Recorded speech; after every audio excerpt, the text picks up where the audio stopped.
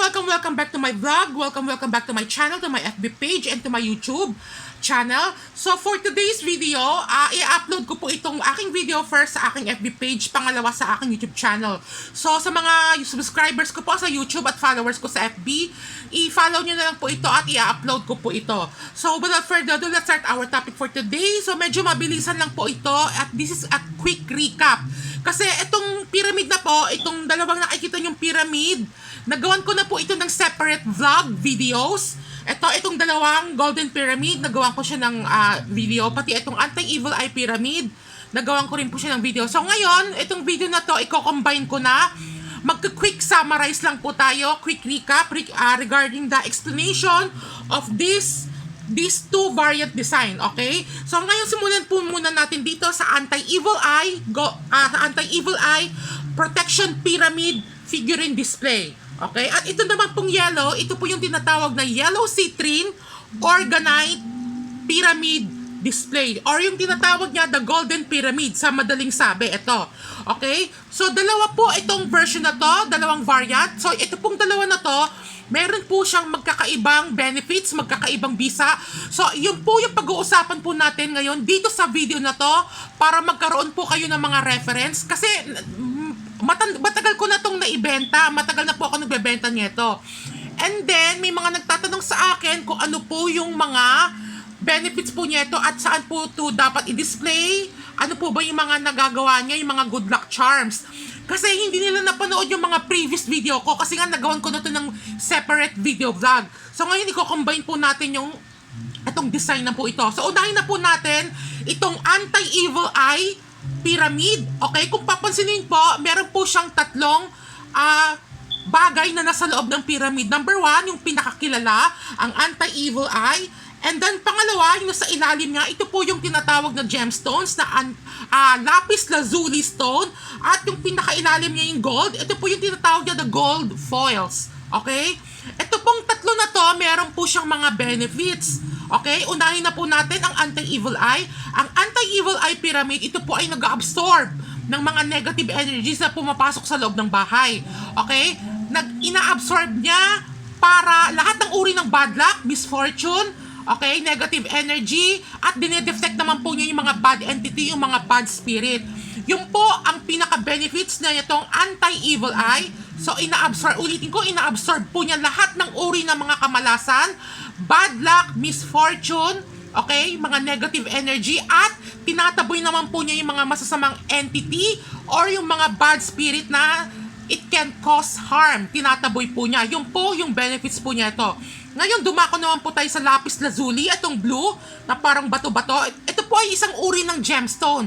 At ang lapis lazuli, from the word lapis, ang benefits po niya, ang taglay po niyang bisa is for wisdom, knowledge, okay, pampatalino, okay, pampatalino po ito, knowledge, wisdom, karunungan.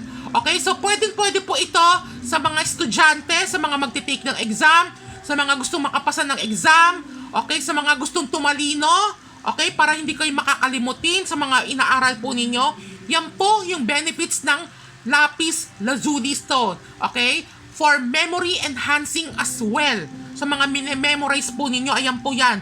Yan po yung parang pinaka-benefits ng lapis lazuli stone. So ngayon, dumako naman po sa pinakailalim. Ito naman po yung tinatawag na golden foil. Ayan, lumalabo. Ang golden foil naman po, ang nag-a-attract naman po yan ng kasaganahan.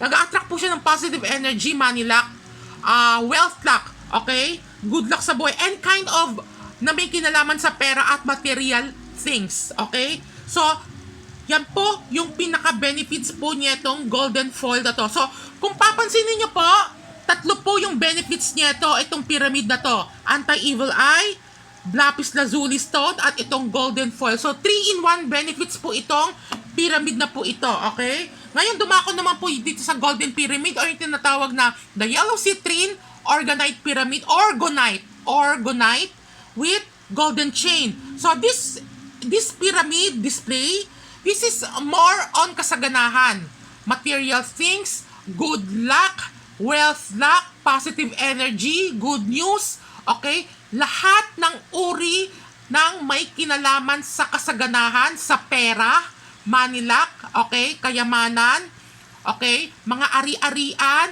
mga magagandang bagay-bagay na mangyayari, happiness, okay, at harmonious life, prosperity, and abundance, paglago as well. So this is more on money talaga or more on kaperahan side.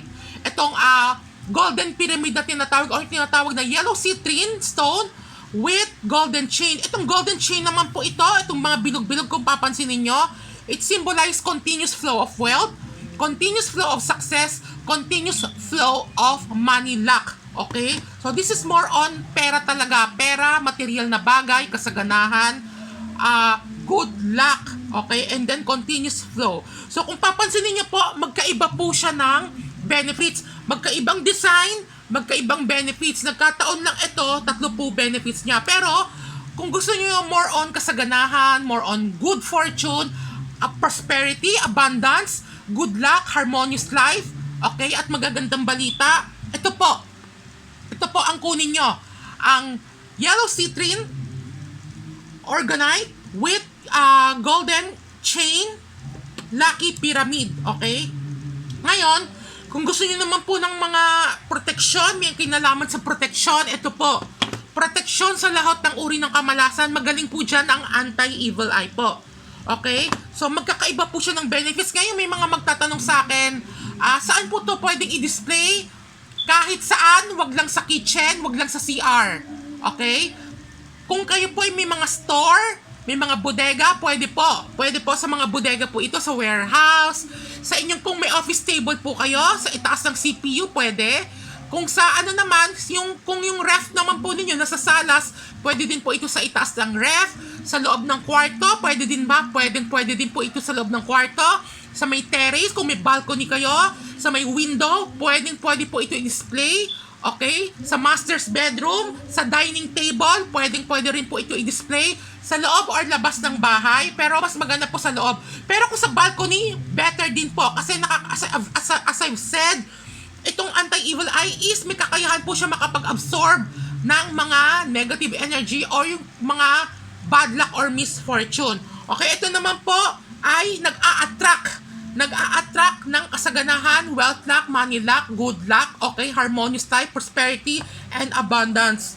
At continuous flow of wealth and success sa buhay. And then ito rin naman, syempre, as I've said, meron siyang golden foil.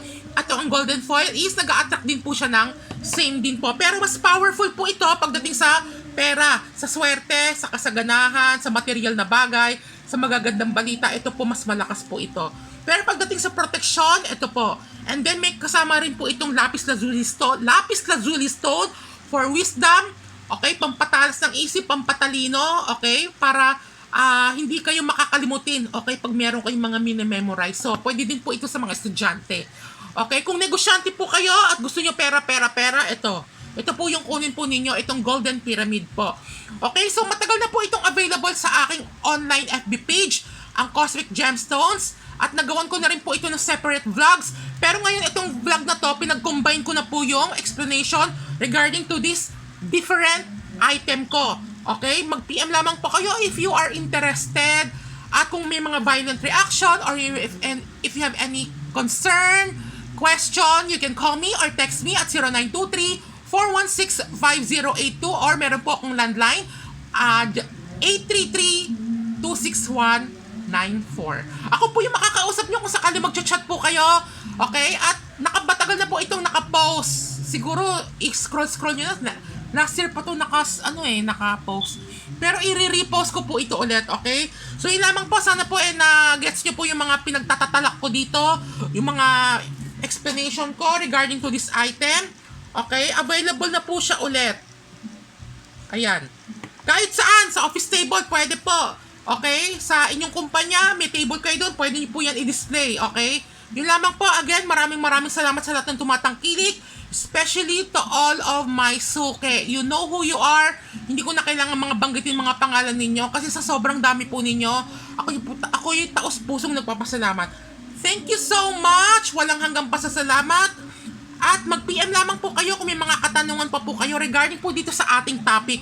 Okay? The anti-evil eye